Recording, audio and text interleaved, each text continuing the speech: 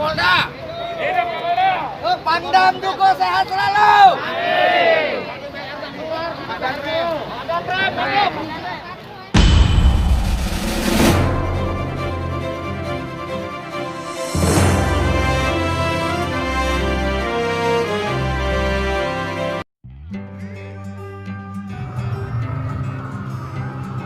Ribuan massa yang tergabung dalam Pekerja atau Buruh untuk Keadilan Sumatera Selatan atau Gebuk SS dan Serikat Pekerja seluruh Indonesia menggelar unjuk rasa damai di depan kantor DPRD Provinsi Sumatera Selatan, Kamis 15 Oktober sekitar pukul 10 waktu Indonesia Barat.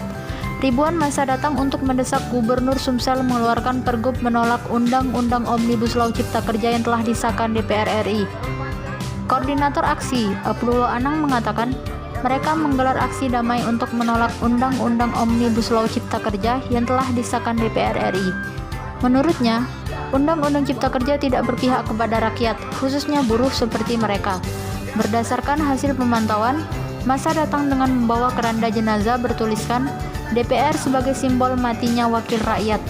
Kita membawa keranda jenazah ini untuk DPR RI yang telah memutuskan Undang-Undang Omnibus Law Cipta Kerja yang tidak memihak kepada rakyat.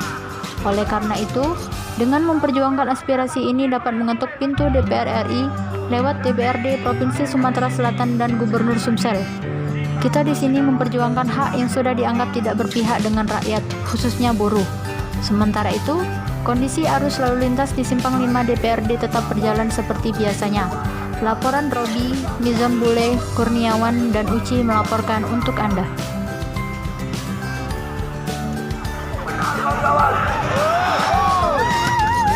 Jadi hari ini tidak akan berkeos.